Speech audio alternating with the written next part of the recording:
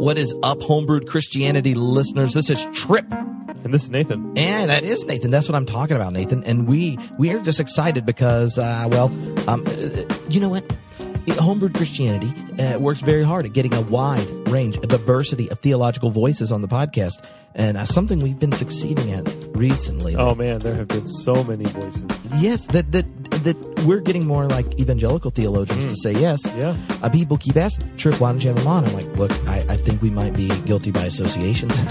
But now, I think that you must write more alluring emails to them. That's what it is. Or you go to the publishers, and the publishers say, like, you should do this. You can even go on Homebrewed. Yeah.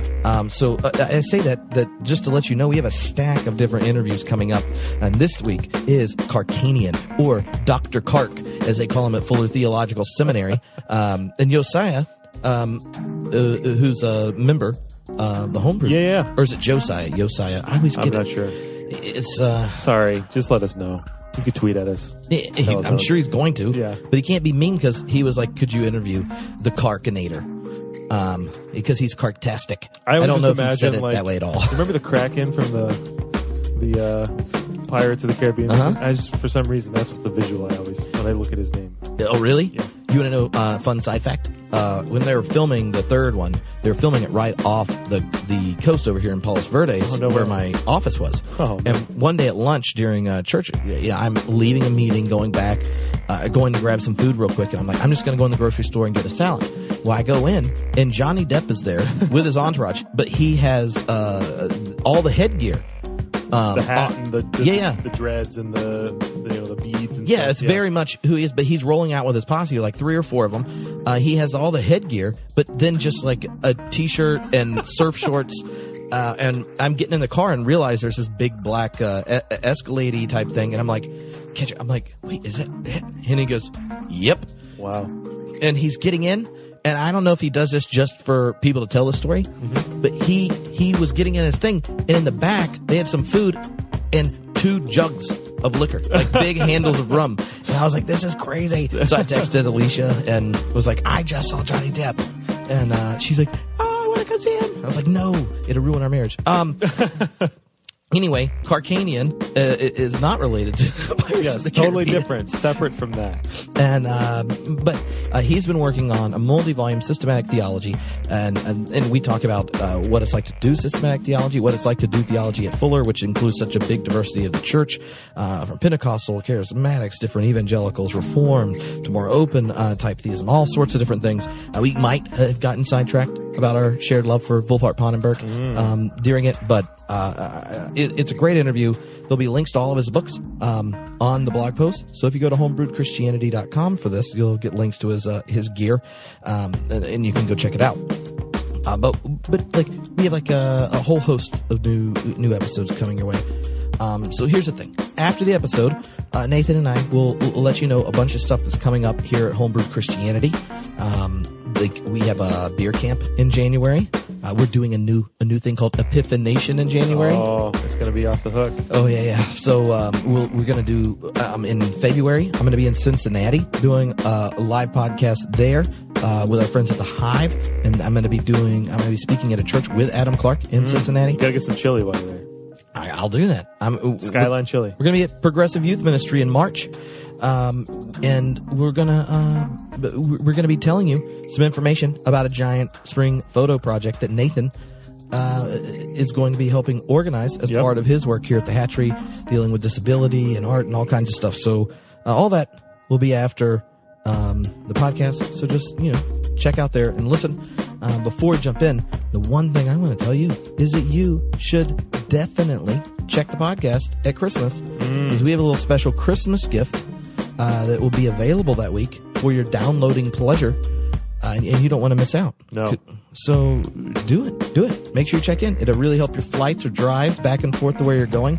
Pack it full of nerdiness.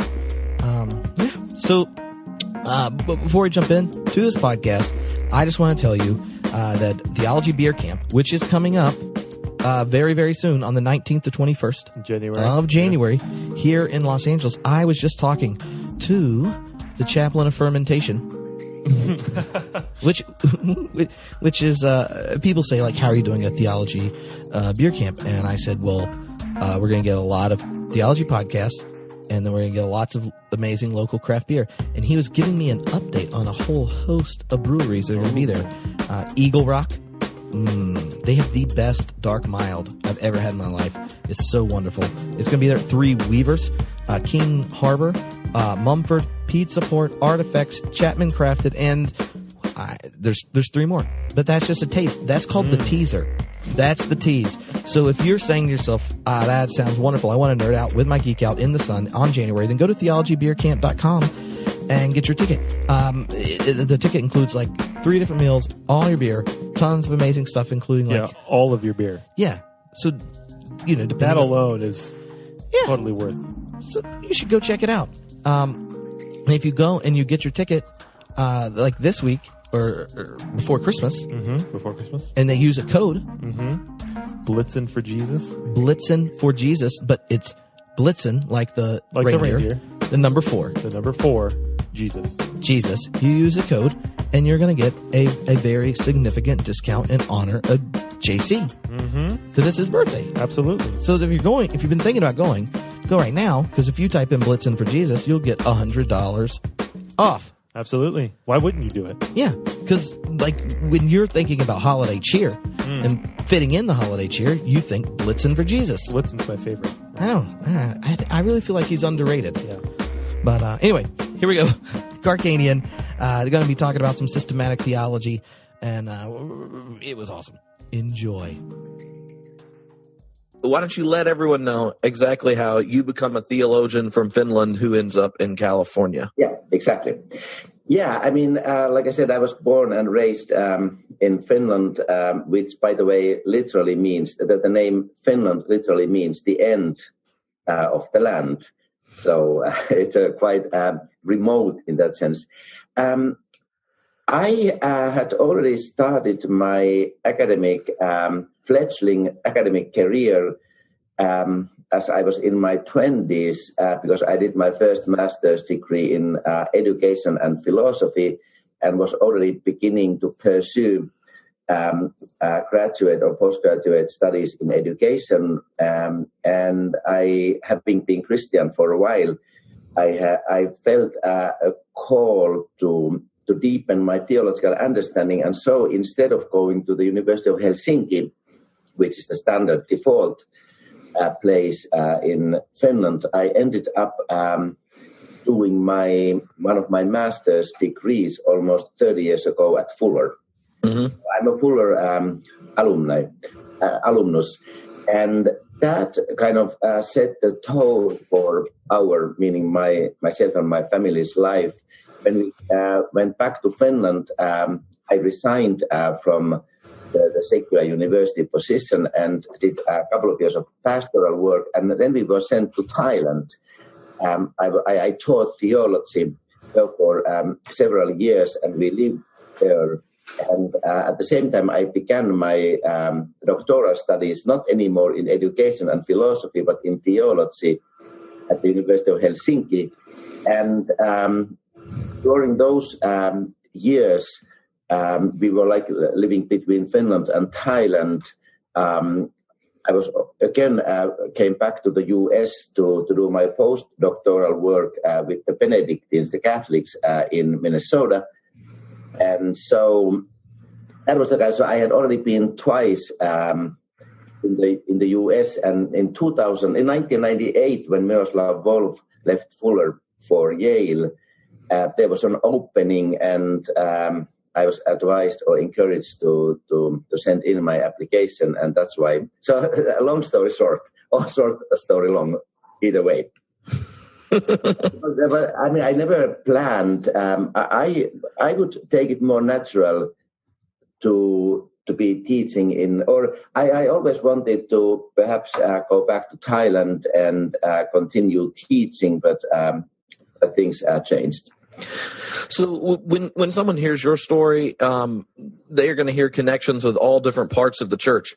And one of the things that sticks out in your systematic is that it's not a systematic theology that's grounded in some historic tradition in the narrow sense, but in a rich sense. Yes. Yeah. And there are two reasons. First of all, I myself have a hybrid denominational background. I am an ordained Lutheran minister. My ordination is with the Evangelical Lutheran Church of America, and I even serve as a part-time associate. But I'm also a very long-time Pentecostal. So I sometimes call myself a Luther Coastal. So I was baptized and confirmed in the Lutheran Church, but I also found a spiritual home for a long time in the Pentecostal Church of Finland. And as I said, but I'm a Lutheran minister. So, and perhaps therefore I did my doctoral and postdoctoral work not in systematic theology, but in ecumenics. Mm-hmm. And part of my ecumenical experience and training was that I was sent, there was an opportunity for me to study with the Catholics. So here I am. So that is reflected in my books, and I can't say that I am grounded either in Pentecostal or Lutheran tradition, and not even exclusively in Protestant, even though I am Protestant. Mm-hmm. And so what's that like being at Fuller Theological Seminary, which I know a lot of people in, popular discourse may think it's just an evangelical school, but for those that experience it up close, it's one of the more diverse faculties and seminaries. Yes, I mean, Fuller is broadly speaking evangelical, but is very much not typical in the American sense. Because, as you know, first of all, we are widely interdenominational, not only Protestant but also Anglican. And by the way, my first Fuller PhD student, whom I graduated more than 10 years ago, was and is still an Eastern Orthodox lay theologian. So, I mean, Eastern Orthodox people don't go to get a PhD in evangelical schools unless it is Fuller. So, and Fuller also theologically and ideologically of the American scene is located somewhere, I would say, between what used to be conservative and liberal. Because liberals look at us and say, you are conservative, and conservatives tell us you are liberal. So I think it's a good place. So when you're beginning, at what point in the career do you decide you're allowed to write a 5-volume systematic theology? It was an idea that was brewing in my mind, not the 5-volume, but more than 10 years ago, it dawned on me that at some point I would like to make a personal theological statement in a way that would help renew and perhaps also correct what I saw the mainline systematic theology. And I knew it has to be something that puts theology not only in dialogue with the whole Christian tradition, but it has to break out from its it is solidly Christian, but it has to break out from its limitations to merely Christian tradition. And so that led me to comparative theology. And against my will, so to speak, over the years, I noticed also I can't really do the kind of constructive theology I wanted unless I also enter science and religion domain. And so there I was, probably the idea was honed to its current form about 7-8 years ago when I really started the writing project. I had been collecting resources and sources earlier. And so I kind of ended up one day, not literally one day, but telling myself, I think you are in a trouble, Dr. K, as they call me, because now you have to write a theology which engages the whole of Christian tradition, including so-called contextual theologies. You also need to be able to talk to other living faith traditions and make sure that where proper, you also do like evolutionary biology, cosmology, neurosciences, philosophy of mind.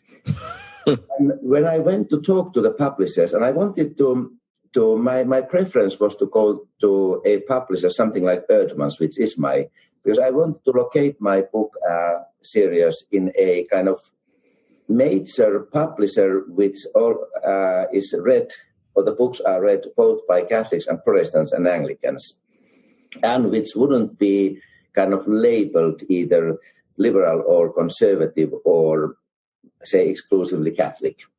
And I went to talk to the guys there, and I first said, I would like to write a 3-volume theology. And said, yeah, that's a great idea, but we don't do multi-volume anymore. And they said, but continue thinking. And next time I went to talk to Erdmann's, I said, yeah, I want to write a multi-volume, but I need 6 volumes. And they looked at me like, what's wrong with you? Because we already said no to your 3. And I said, okay, let's make a deal. I condense it into 5. And that is a little bit overstatement, but not much. I mean, think about if you theology, if you go and talk to somebody, today, like, that I want to write a 5-volume on anything, they would say, right. And then I had to negotiate the size of the volumes because the limit was 480 pages per each. But now in 2 cases, volume 3 and volume 5 are almost 600 pages. And they didn't like either. I mean, who would?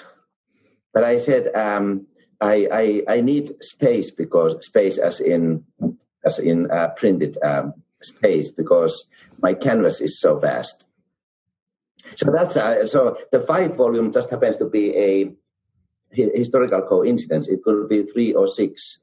6 would have been my ideal, because at first I wanted to write a methodological book. And then I decided I'm not going to write it in the beginning. I write it at the end. And finally, I again changed the plan, and I said, rather than doing a formal methodological guide, I will introduce my basic methodological ideas in the first volume, and then I keep on honing and sharpening and tweaking it in the process of writing.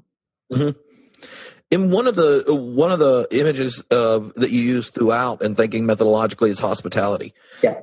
Can you describe how you understand hospitality and how that concept developed today can address some of the concerns and pushbacks you had in your head of kind of contemporary theology? Yeah. Indeed, hospitality is the kind of main metaphor, in a sense that I hope that my writing will express and radiate the kind of attitude in which, on the one hand, I have the safe place to argue for my own Christian position and my particular Christian position, but in a way that fully affirms both the Christian other, the secular other, and the religious other. And I seek to make room, for example, for a Muslim or for a Christian secular reader to present their ideas as best and as faithfully as an outsider I can. I give you one example. The last volume, which is on pneumatology and salvation. As an outsider to Islam, Judaism, Buddhism, and Hinduism, I outline what I call, for example, a Hindu pneumatology, a Buddhist pneumatology. I tell the reader that I am a friendly and sympathetic outsider. This is an outsider's report of, for example, what I think is Islamic pneumatology. And I invite my Muslim colleagues to critique and affirm it. And only thereafter I say, now that having laid out my own, as fallible as it is, but my own understanding of, for example, what I think is Islamic doctrine of the Spirit, including Holy Spirit. Now I invite the Muslim, in this case, the Islamic pneumatology, in a critical dialogue with my own. And at the end, I say, I look forward to the day when an Islamic scholar does something. He doesn't or she doesn't have to follow my template, but when my own Christian pneumatology will be invited into a dialogue by, say, Muslim or Buddhist. Mm-hmm.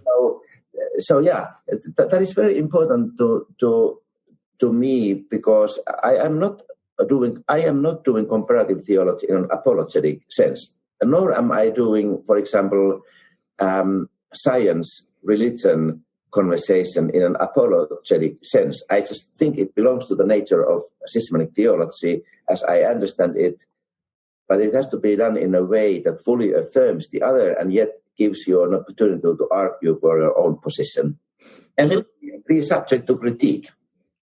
Well, one of the places that that I saw in your work that was similar to what Pannenberg does is, and you mentioned earlier about, I started out to do the systematic theology, then there are all these other conversations and things I had to get in. I had to get science, and to do history and this type of stuff.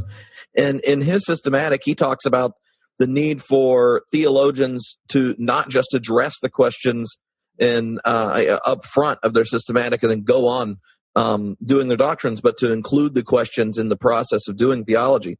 Yeah. And if he is kind of the arch rationalist includer of all things about academic engagement, what you're describing to me is something similar, but treating other religious traditions and diversity within your own as something to be included in the conversation without owning their space or their voice or speaking for them. Yeah, exactly. That's true. And thanks for mentioning Pannenberg, because sometimes my own students ask me, who are the theologians whose template you are following? And I say, there's not one. I mean, this is the first time in the history of religion and history of theology that anyone has written the kind of systematic theology I have. But I say there are two persons who have influenced me mightily. One is Thomas Aquinas, and then the other one is Pannenberg. When Aquinas wrote his Summa Theologia, it was a default position that the theologian knows the whole curriculum, as they said, like all human sciences. And then Thomas Aquinas said the object of theology is God. And by the way, everything in relation to God.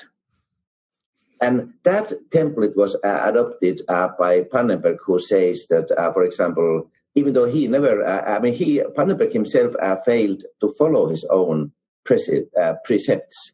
But Pannenberg rightly argued that, for example, we need to have systematic theology engage history of religions, not for apologetic reasons nor even missional reasons, but because everything that has to do with God and is also of theological significance. So I now took seriously what Pannenberg argued, and kind of he's now a late person, but I kind of showed what would it mean if you follow Aquinas and Pannenberg, even though Pannenberg himself failed to do it.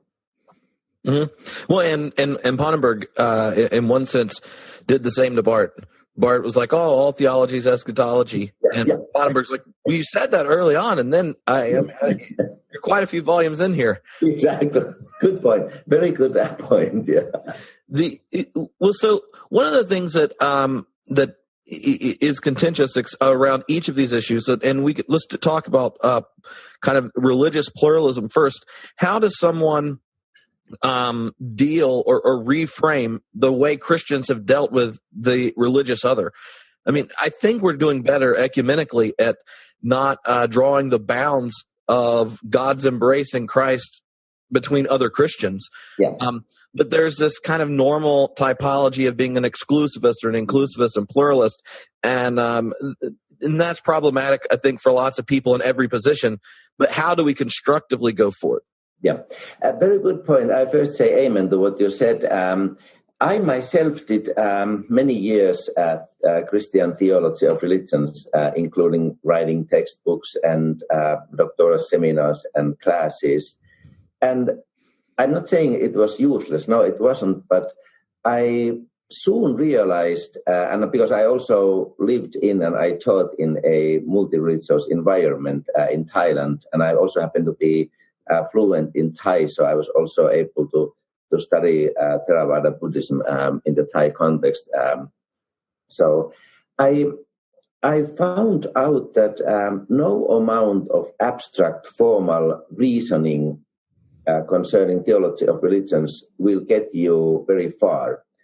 The way constructively to go forward is to begin a painstaking kind of detailed comparative work in two senses. First of all, in my case, as a Christian theologian, before I can even say something more about how, for example, Christ relates to other religions, I need to be humble enough to begin to study the details of some other faith traditions, and then, without having this huge template of exclusivism or inclusivism, carefully based on the best texts and traditions of the religions, others, say, for example, theistic Hinduism, and then based on the best texts and traditions of my own faith, I begin to look at specific issues. And that probably is a more useful way. So I have, and therefore I have included comparative theology as part of my systematic theological argumentation. But it takes, we don't have too much of that work. We have individual studies, but like I said, no one else has ever tried what I did, a comprehensive Christian statement in dialogue with other faiths. So we need a few generations now of students or writers who do something similar to what I attempted and begin to accumulate the kind of tradition of systematic theology done in a comparative way. And the same applies to science theology. We have a lot of stuff on science and theology, but it's usually done by a different group of people than systematic theologians. Well, one of the things that you do it in the book, and I'm interested in kind of why, is when you highlight doing those kind of more specific comparisons between religious traditions, what you hone in on are the actual text and then like the practices of those religious traditions and what those faiths look like embodied among its actual practitioners. And in the 20th century, the debates around religious pluralism tended to be between philosophers of religion who have a theological commitment.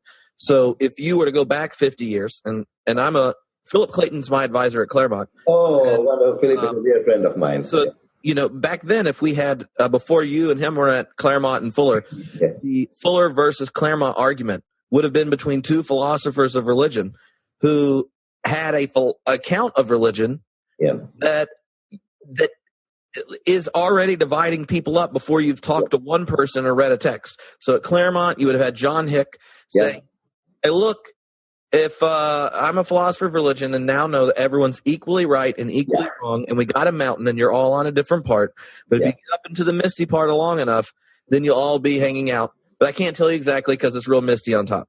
Right?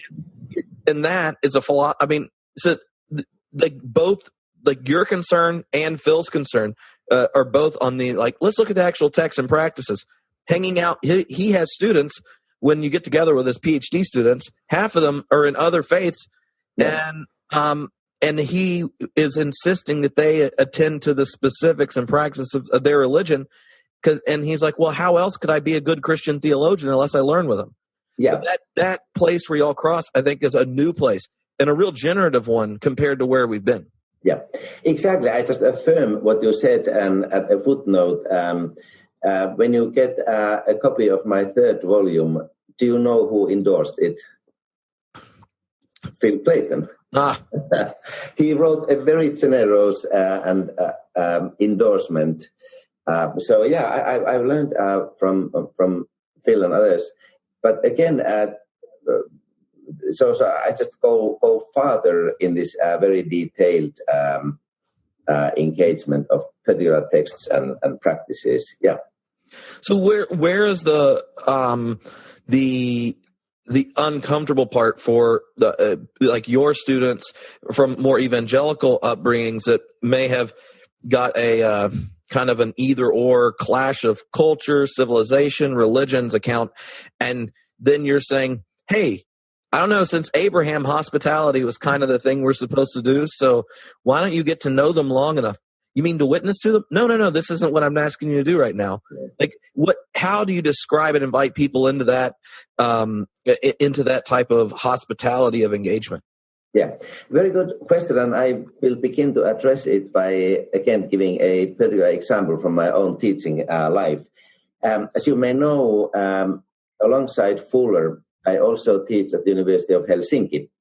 University of Helsinki is a very typical, like, continental European type of freestanding university, where we have a big theological faculty, about 2,000 students. And the faculty itself, as part of the big university, has no theological commitments. There are people who are pious. There are people who are like my former dean, Heikki Räisänen, who just passed away. He was a confessional atheist. So when I teach in Helsinki, and most all of my courses at the University of Helsinki are in comparative theology. When I teach there, sometimes the students kindly ask me, "Why are you so deeply committed to Christian faith?" That's their. So they wouldn't mind if I would be, using the old terminology. If I were more pluralist, they wouldn't be bothered. At Fuller, things are different. When I talk about hospitality, the idea, the primitive response is that, okay, Dr. K, as they call me, when you talk about hospitality, how can you continue talking about, say, like witnessing or something, or evangelization? Because in their book, in some of the more conservative students' book, to be hospitable and, for example, to be confident about your own position, don't easily go well along. Because their understanding of hospitality may be such kind of tolerance which doesn't allow for firm identity. But again, I say, put your question in hold. Let's do some comparative work. A good example is when I teach Christology in systematic theology. We also do forays into Islamic Christology. And some students at first wow, why would we talk about Jesus and Islam? And I say, because in the holy book of Islam, in the Quran alone, there are almost 100 references to Jesus and his mother, which is, of course, a news to many Christian students. And then we begin to sort out carefully, for example, Surah 4, which has one of the main Islamic theories of what happened at the cross. And I try to encourage them, before you judge, before you pass a judgment, either positive or negative, let's do the work and then see where is in this case, the textual evidence leading us. Many students say that's useful, and it's more, it may not lead, it may take, like I said, it may take years to come to a firm position, but it's probably more fruitful than an abstract, merely abstract philosophical reflection. Well, and I think part of it, no matter kind of which side you come from, the difficulty is realizing that when a Christian systematic theologian has a system and it's only our voice that speaks for other people, then in one sense we're really just bearing false witness. Mm-hmm. And that was kind of just cut out of our. That's not ethical. Regardless of your final assessment of anything, like, it's not loving your neighbor, not to know them, but to be able to speak for them. Right, and that's also part of hospitality, is that you do not bear false witness about your neighbor. The same applies to ecumenism. I was affirmed recently when, as I said, 2 or 3 weeks ago, my volume 4 was launched, and there was a book launching event in New York at Union Theological Seminary and New York Theological Seminary. I had 4 reviewers. One of them was a local Muslim imam, and he wanted to be very hospitable or kind, but he basically let me understand that while he certainly does not agree with my Christian theological position, he said he was comfortable as a Muslim cleric to read in my book what I said of Islam.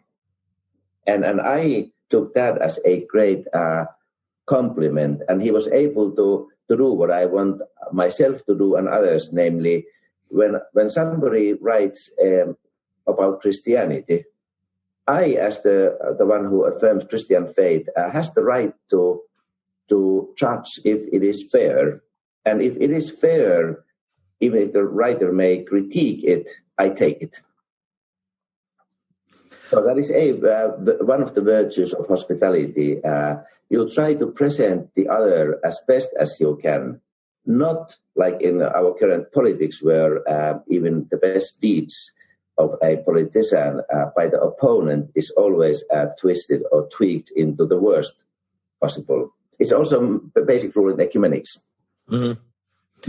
So one of the other places that I think religion in general has trouble figuring out how to be hospitable is to the secular people in culture or atheists, and in that whole conversation, I think, is really a different one within the church than talking to religious others or the Christian other. That I'm a Baptist preacher's kid from the South, we were the more progressive Baptists who eventually you weren't allowed to really be one. So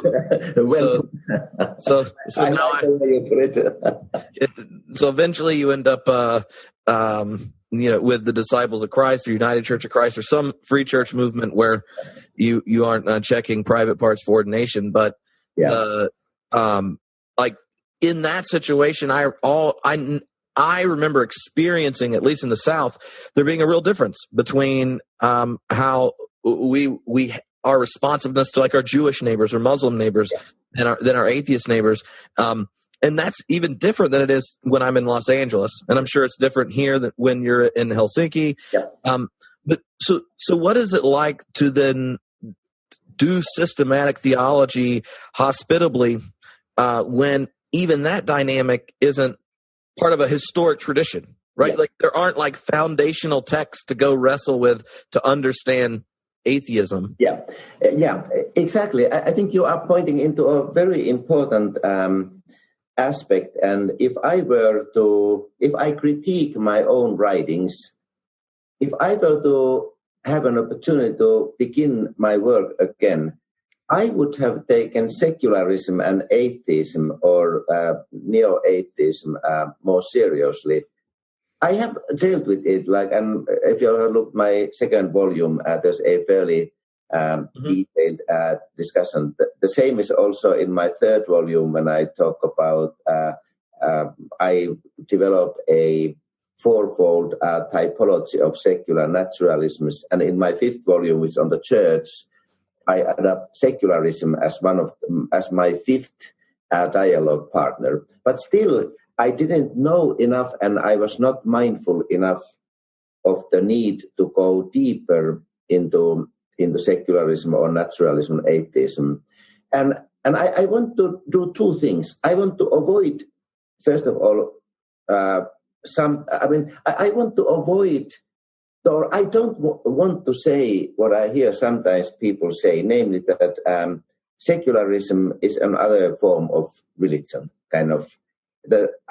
Because many of my secular friends and atheists say, no, rather secularism and atheism is a definite move away from religion. So I take their testimony. But some of my secularist friends are saying that even though secularism and naturalism is not a religion, it is not void of any kinds of beliefs. For example, there's the belief of naturalism that all that there is what we have here. So I need to learn more about secularism and atheism, and I need to listen to what they are saying about their own identity, and then kindly put it in dialogue with Christianity. But this is a new situation because we live in a world where religions are flourishing and forms of atheism and naturalism are dominant forces. We don't have the template as to how to best negotiate it. And I was not very successful in my own right. In my own series, that's one of the liabilities. Well, one of the reasons that I find that question, there are two different ones, but one reason I find that a difficult question is historically the church has had a sense where human beings are just by nature religious. Right. That there is this natural knowledge of God constitutively tied to these image bearers that are humans. And in one kind of the early pushbacks, even within theology, say like Eberhard Jungel and his appropriation of Bonhoeffer and things where, no, human beings, now that we've come of age, we're not even religious at all. And this is great. Now we can just have the gospel because it's pure surplus. It's not necessary at all. Have faith. And then you have these mediating positions like Pannenberg, who's like, well, there's not natural knowledge, but there's natural awareness. Yeah. And there's and Rahner has this mediating position. Can you describe how that 20th century conversation, which was so shaped by World War II and Jewish anti-Semitism within the church and the horrors of that, is being reworked and thought through constructively with some distance from that and more hospitality across? Yeah, very good. Again, you mentioned Rahner and Pannenberg, and let's use them as templates because I have learned from both. In my first stage of theological development, because I studied also Rahner because of my doctor father, who was a Rahner expert. For many years, I used to claim, which I'm not doing anymore, that the statement to follow Pannenberg that human beings are incurably religious. I used to say that claim is an empirical statement about humanity. Until, with regard to the kinds of good remarks you said, I came to understand that no, even if religiosity may be something, innate, like, for example, my famous psychology colleague, Justin Barrett, has argued, it might be the case that we are wired to be religious. But to say that religion is an indistinguishable part of humanity, that is a Christian theological statement. It cannot be put on my secular or atheist friends' thinking. So again, here, if I hear a secularist and atheist, which I hear say that no, religion is rather like a virus or something, I need to take it seriously. It is only from the perspective of Christian theological anthropology I can issue the Christian theological statement that it seems to me we are hardwired for believing God. And if we can do so much and kind of clarify the discussion, it may help us to come to a more fruitful secularism, Christian theology dialogue. And I think we theologians have much to learn. And in this sense, of course, I find people such as Phil Clayton, his current incarnation, that the kinds of work he is doing, even though I can't fully endorse all of his theological conclusions, I find it extremely helpful because he is cruising somewhere between what used to be secularism and, say, religious or theological worldview. Mm-hmm. Well, and I think one of the things that there's something freeing to not have to do systematic theology with a methodology that speaks for everyone. Yeah. And why is it odd that, like, I just had the first volume of the Homebrewed Christianity guide series, so it's like 10 volumes, short intro, normal people books, and I wrote the one for Jesus, but I'm editing all of them. But one of the things that I was like, I want to introduce theology that's thoughtful, the tradition, contemporary things in ways that normal people in the congregation could laugh and learn while they're doing it, because we need more actual theologians in real life, because theology is actually about the lived experience, especially Christian theology, of human beings whose encounter with God's mediated by Jesus. Now, there's all sorts of parts of the tradition that speak of it in a million different ways, but we as professional theologians will benefit from learning how human beings that are a part of the body of Christ describe and experience their faith. And the most immediate thing you get is that we call a homeless dead Jew the image of the invisible God. Like, at what point do we just have to go like, and that's crazy, and yet it makes perfect sense to us? So the idea that we're going to universalize our logic, but that's what theologians always thought they were doing. It's so frustrating. Like, Christendom shows up, and by the time we get Aquinas all the way down to Ponberg, both whom I love reading, it's like they would never put Jesus first like you did in your book. That's just assumed. You haven't met someone that was born that wasn't baptized into Christ, so that's a conclusion. But now that's a contested statement, and it's one that even in our lives isn't immediately obvious all the time. Yeah. At the beginning of volume 1, you talk about this doing theology in a post, insert all the different stuff culture.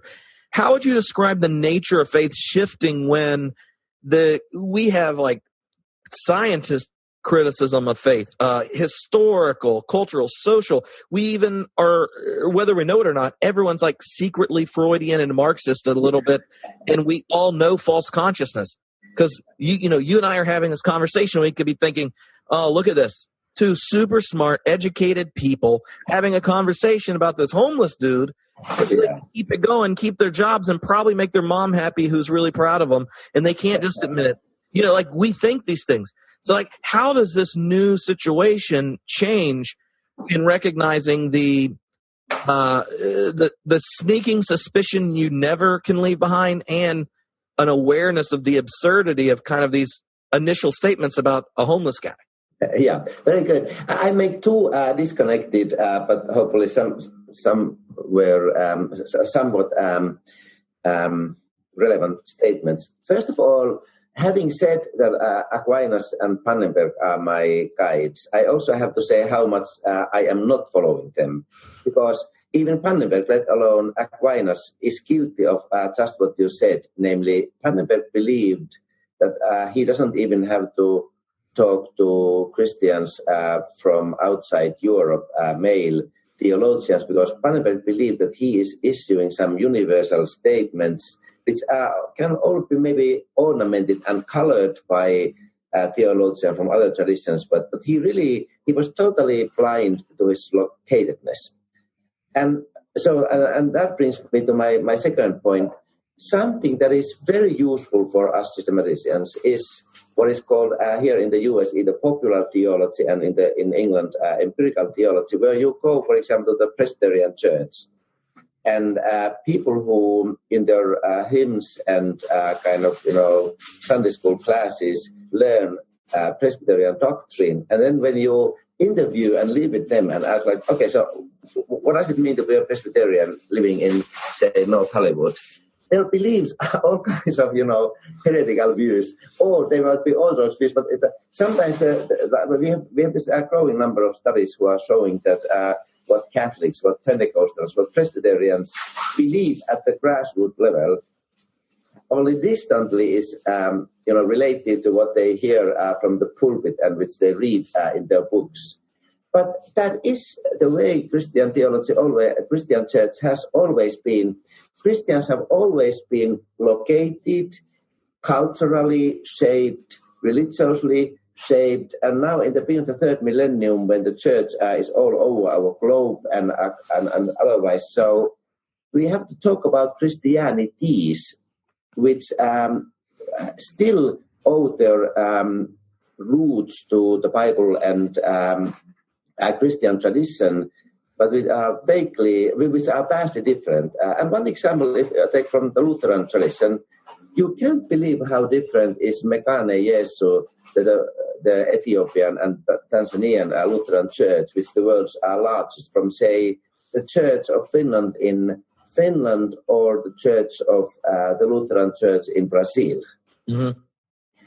In their manifestation, in their worship, in the way they talk about everything is very different, and yet they all can be discerned in some way Lutheran. So yeah, where we cannot follow Pannenberg and Aquinas is the kind of oblivion to your locatedness and to the fact that you always come from a particular place, you look at the world from a particular place, and your statement, even when it is meant to cover many things, is an interpretation as you see it, and it may also be corrected.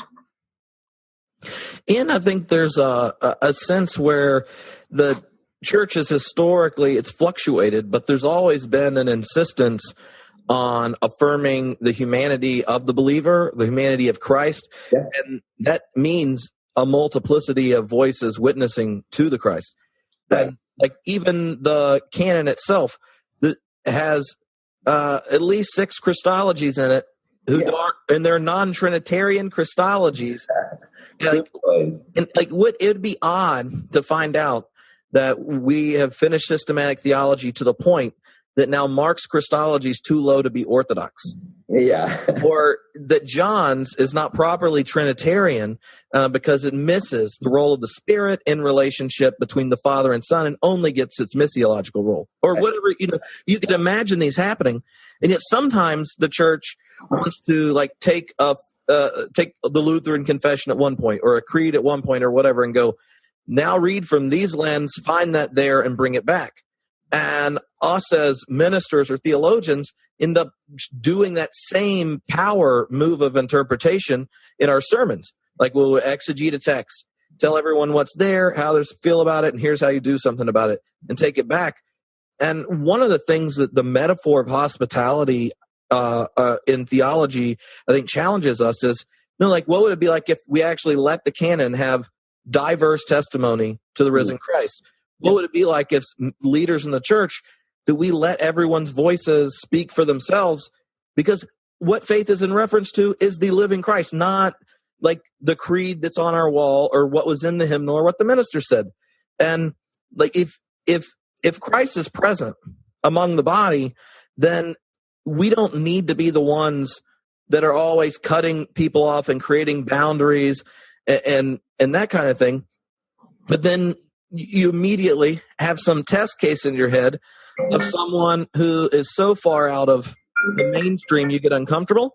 So describe to me how you see the role of the tradition, the boundaries on it, functioning in a way that's still hospitable to baptized believing members of the church who, if you do their follow-up interviews, you find out they're monists or something. Yeah, a very important point. And let me again illustrate with a specific example. I take it from my volume 1.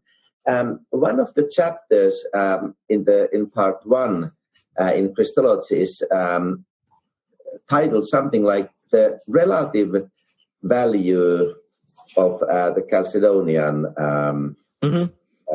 whatever it is, either creed or formula. And I do 2 things in that chapter.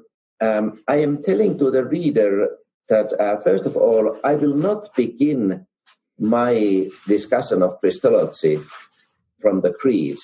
Because if you remember, after introduction, I have a very long chapter on Jesus' earthly ministry and both his healings, forgiveness, social criticism, and everything. And thereafter, I also visit some African ancestor and other Christologies, because I want to say 2 things to the reader. That before we get into, say, Chalcedon or Constantinople, we need to see the living Jesus at work in this particular place in Palestine, and also look at how Christians in various locations talk about Jesus in other terms than the creed. And then when I get to talk about Chalcedon, the relative importance or the relative meaning is meant to say that the creeds are useful as long as they are used in relation to what they were meant to be. The creeds were never meant to be a prison in which, within which you try to, within these bars, you wish to contain Christ. But they are, like I learned from Sarah Coakley and others, they're more like horizon. It is one way based on a certain historical need and a certain historical context to say something important about what we may believe about Christ and what kinds of beliefs we find less useful. And as such, they are important because they are contextual testimonies, in this case, from the first 400 or 500 years when Christianity consolidated itself. They are not meant to be the kind of frozen, abstract statement which you merely repeat, nor are they meant to say everything or even very many things of Christ. That what they say, they have to be reinterpreted, and still they function as a kind of horizon, a perspective which helps us link with the past. Mm-hmm. So that's those are briefly. So I take a tradition seriously, but not literally, in a sense that that's all that you have to say, and that those are the only words you have to say. Yeah, and one of the reasons that conversation I think's come up more is Protestants who are figuring out what to do once they realize there was a hermeneutical turn. Like once you can't escape interpretation and hermeneutics, and once the kind of more ardently anti-modernist but surprisingly modernist version of reactive evangelicalism stops functioning, there's a turn among Protestants to historic things. And I feel like sometimes the way they go to the history, the creeds, is they grab them but then use them as an authority in the negative way, rather than like Coakley does. I love the horizon image and stuff. As guess what, Protestants? There is like 1,000 years of church history who've been loving this text across the world you haven't read in a while. And you're related. It's like discovering half your family, and it's like a family tree. Yeah. The one of the things that and I didn't want to talk about it till the end because I know some of the more progressive listeners of the podcast will freak out if you start talking about atonement.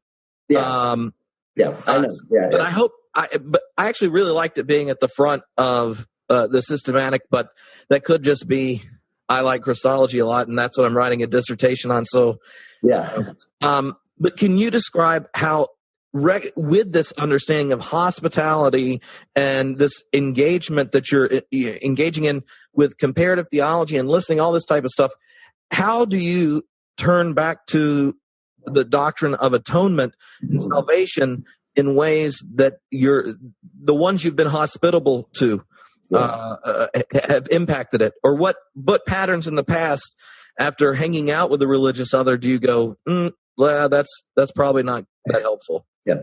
Okay.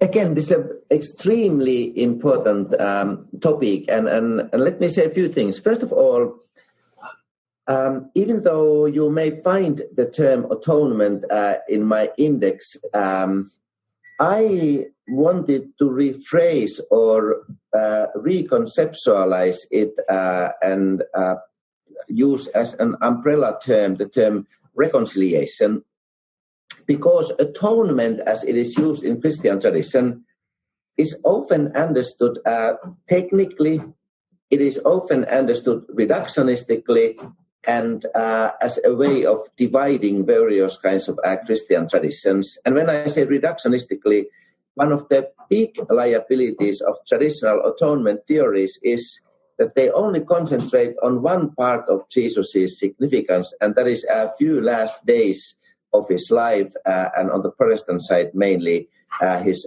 suffering.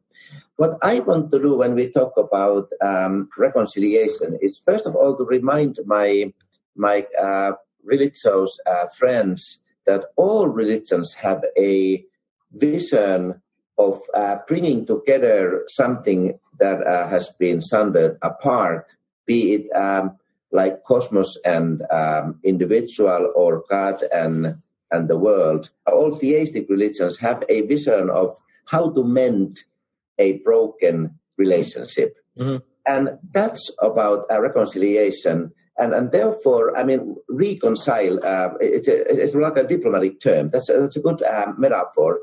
And in Christian vision, to reconciliation belongs, first of all, the whole history of Jesus, his life, his healings, his forgiveness, Pentecostal pouring out of the Spirit, his suffering, his death, resurrection, and ascension. So I want to tell the reader that what used to be called atonement has to do with everything in Christ, and therefore it's also a deeply Trinitarian event, because I have even a long section where I talk about Trinitarian theology of reconciliation. And then finally, I begin the study or the discussion of reconciliation by going fairly detailed in the biblical canon, and I'm telling the reader that one of the reasons why we should not advocate a particular theory of atonement as the right one or the only one is because the New Testament is filled with all kinds of metaphors of how triune God in Christ is reconciling us. There are all kinds of, some of them are related to cult and temple, some of them to like international politics, some of them to slave market, others healing, medicine, powers, and that also I do a kind of biblical critique of fixed and abstract atonement models, and I try to. It's rather a narrative filled with symbols, metaphors of the way the triune God who created and sustains us is helping mend the broken relationships between us and God and among ourselves. Mm-hmm. And, shorthand of a long discussion. Well, no, I think that's important because even the creeds just say it worked. Yeah, exactly. It worked, and the scripture's full of this multiplicity of metaphors and testimonies, and the problem is, like you point out, is often it's not the language itself; it's when there's Whitehead called it misplaced concreteness, or this fixedness in one particular one that then you end up missing the dynamism that's there. Because the language comes from a place, and that's what I thought you emphasized so much, is that the language and the metaphors and all these that are in the text and that are in the tradition and are in your community come from an actual encounter with God that you're pointing towards. So when you get hung up on the wrong part, you miss what the language was getting at, rather than you start cutting off the Spirit just because it had a multiplicity of communications. Yeah. Yeah, and I just add, first of all, I say amen what you said, and add one more thing. Ideally, I would have also wanted to talk about, in my volume 1, ideally, I would also have wanted to include what is often named Ordo Salutis, the kind of, order of salvation. But it is part of my volume 4, and therein I pick up the conversation from the doctrine of reconciliation, and I tell the reader that similarly to the diversity of metaphors and symbols concerning reconciliation, the New Testament and the Bible also speaks of what used to be called technically Ordo Salutis. I basically deconstruct the term and I say it's not useful, it's too pedantic, it's too abstract, too formal, but let's talk about all kinds of implications of this triune work of reconciliation. And therefore I include in the conversation traditional topics such as election, forgiveness, sanctification, but I also have a theology of healing, a theology of empowerment, kind of charismatic inspiration. I have a theology of social and political and economic reconciliation, and even what I call union and kind of glorification. Mm-hmm. And so those two, and they both build on this foundational idea of diversity of what I call true metaphors and symbols. And the end result is very different from typical either doctrine of atonement or doctrine of Ordo Salutis. And yet I think it's richly or robustly biblically based. Mm-hmm. Well, and one last question, and this one's about ecclesiology, because I know that you've been writing it, but it hadn't come out yet.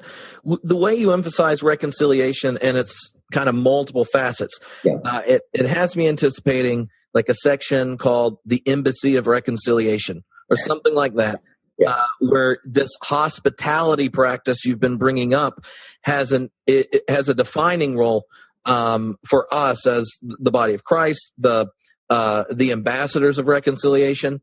So describe how the notion of hospitality and reconciliation and the work of God in Christ gets re-articulated in the mission of the church.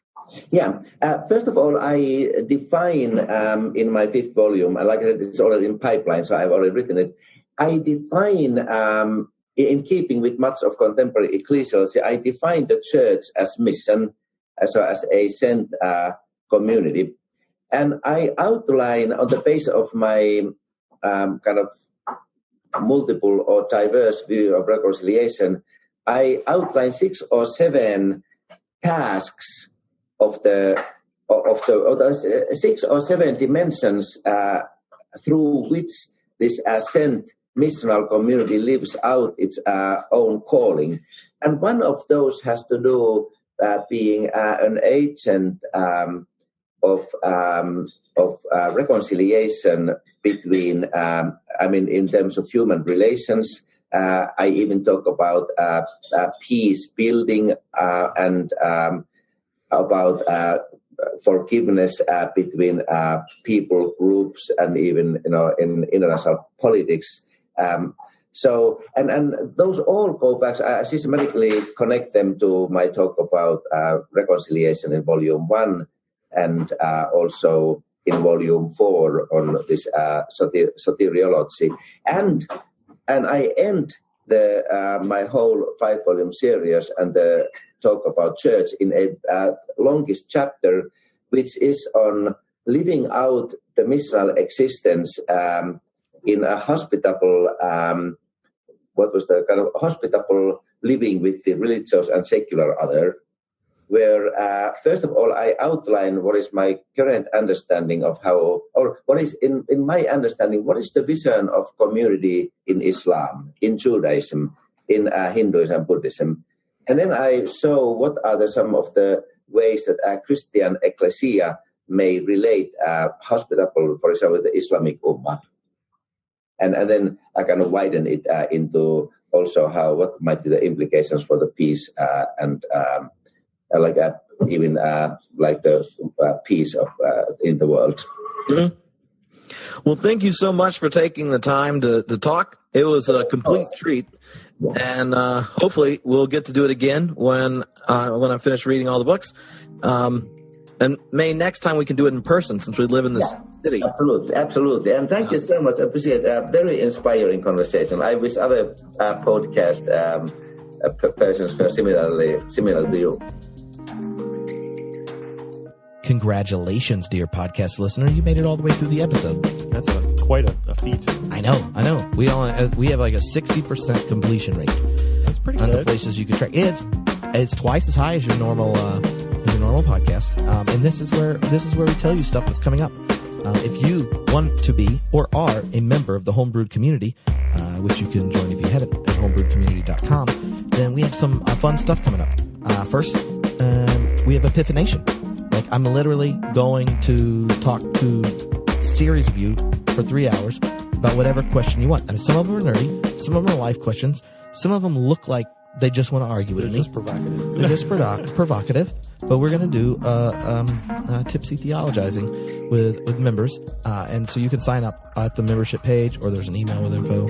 Right? Yeah, or once you become a member of the Facebook group, we'll make sure you find the information. Yeah, and if it works out and y'all enjoy it, we'll do it again. Also, in February, we're starting a new class called Questions for the Believing Skeptic. For everyone that's like an elder or a bishop, you're in the class for free.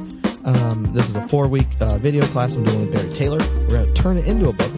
And it has all the videos and stuff you'll be able to use after. Mm-hmm. So that you can help teach your community or group or whatever, engage with this material. Yeah. It's going to be pretty awesome. Yeah, so some member said, hey, what if you did a class instead of us reading stuff? You did the class, it was original material with someone, and then y'all turned it into a book and something we could use. And I was like, obviously, I'm going to forget who said this and do it. The biggest events coming up are one, August. You should go to Germany with us. Like in August, we're doing a trip to Germany Spiritual Pilgrimage of the Life of Luther.